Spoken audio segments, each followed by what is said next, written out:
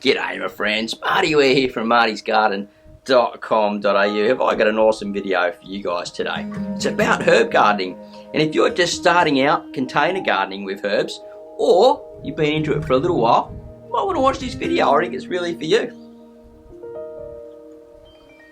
I had a lot of fun putting this together, and I'm sure you're going to learn plenty.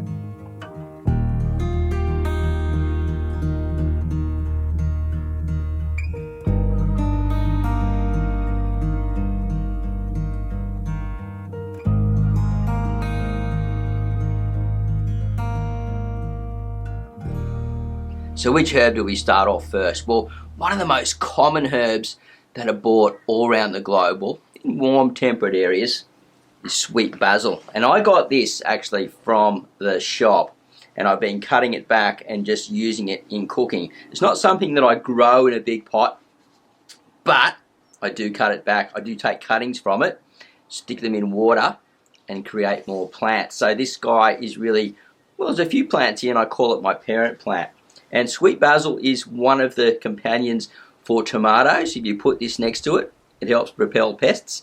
It apparently makes the flavour much better. So, big fan of all the basils. I've got more basils in the back here, different ones that I'm going to talk about as we go on to the video. Now, the next one here is thyme.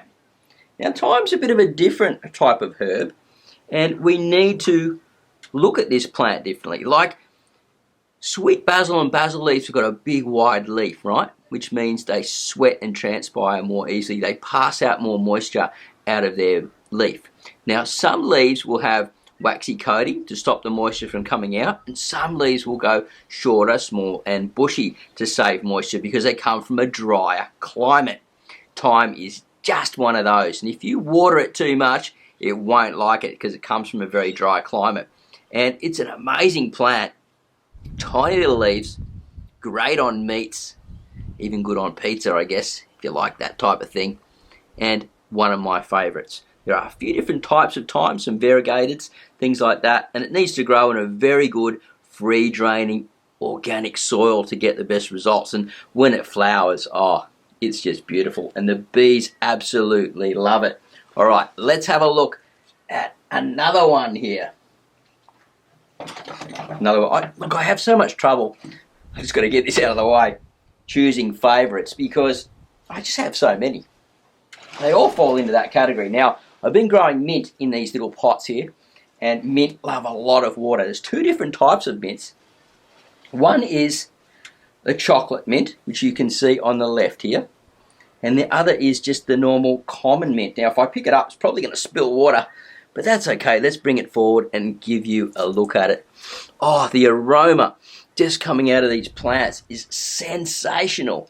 And the chocolate mint smells like those peppermints I used to get when I was a boy when you visit the hotel, or you go to expensive restaurants and they give them to you right at the end as a treat. Really, really love those chocolate mints.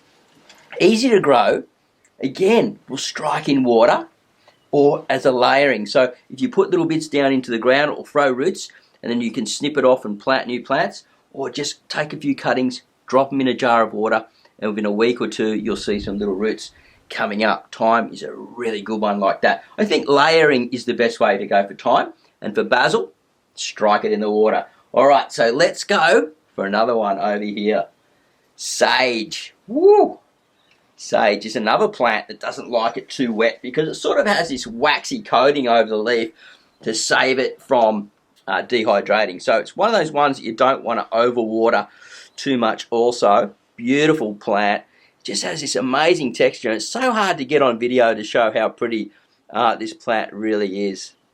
And so many useful scenarios for it. And it's also classed as one of those teas that are really good for you, I think, for your respiratory system and a few other things. So sage is one of those plants that again, I really love it. And look, struck up in the middle here, it's a little basil plant come up.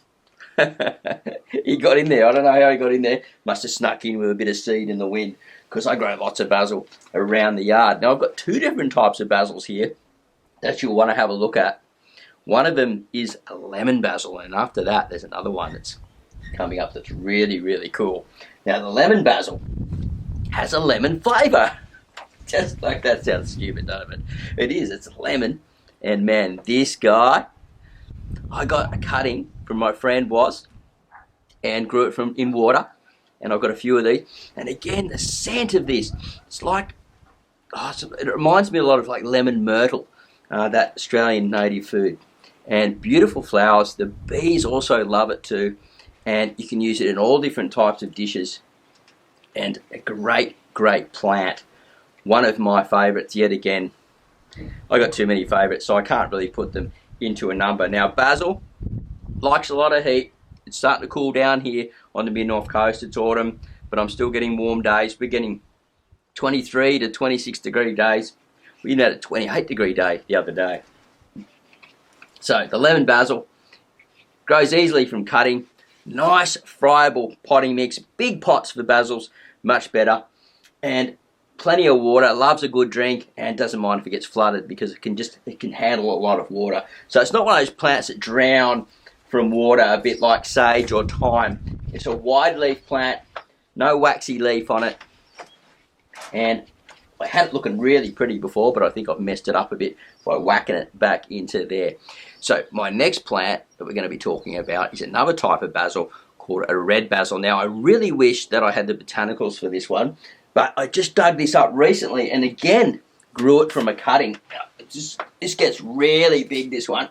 So I'm going to make sure I don't put any dirt in my cup of tea. Nice big pot, growing in my organic matter that I make outside out here. So this is really composted down, and a lot of horse manure in here as well, old horse manure.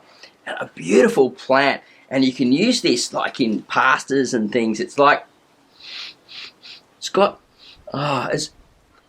it's almost like the Thai basil smell, but it's not a Thai basil. I really don't know, but we call it red basil apparently. And beautiful, beautiful plant. Now this one grows for years. It's a biennial, and I took cuttings off my friend's one up the road where I got the lemon one from, which is already a couple of years old. And just look at it growing. And look, it's popping out roots out the bottom, and like, it is an amazing plant. And my friend, the Thai friend, uses it in their spaghetti bolognese, but I've been using it in my pad kapow stir fry, which you just make with soy sauce and fish sauce and sugar to make your sauce, and cook your mince up that way. A bit of garlic and ginger, and boom, the pad kapow is just the absolute bomb. Now, I've got a few other herbs growing around the place as well, such as the lemon verbena. Now, lemon verbena, I use that mostly for making tea, and also pineapple sage for tea. Really, really yummy, and you can suck on the end of the flowers and get this pineapple flavour, and the bees really love it. Beautiful, beautiful plant. And those plants, they prefer a bit of shade. They don't like the full-on sun, so I think pineapple sage really goes better right on the edge of sort of spring and autumn, and even into winter if you're in some warmer climates. Now, there are plenty of other herbs around, but when you're starting out growing herbs, you want to look at the basic ones and the ones that you use the most, and then extend into them. So grow them more slowly over time, get used to growing them, trial different pot sizes, places where they go, how much water you give them, different fertilizers.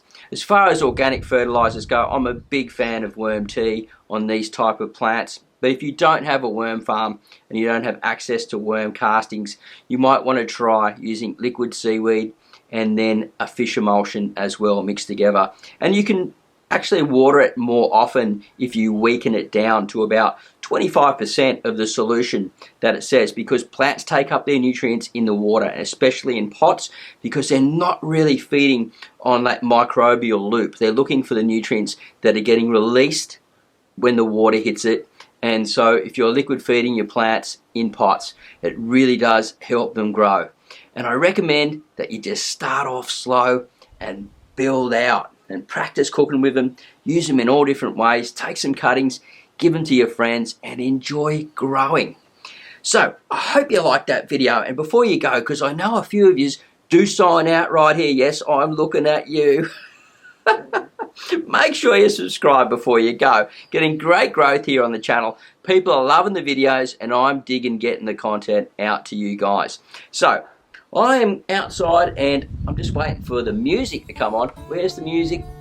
Ah, there's the music. Alright, you have a great day.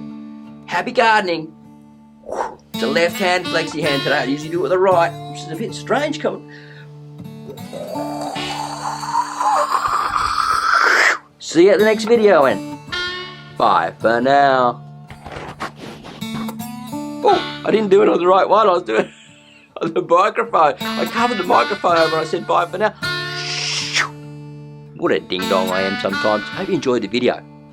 See you guys. Bye.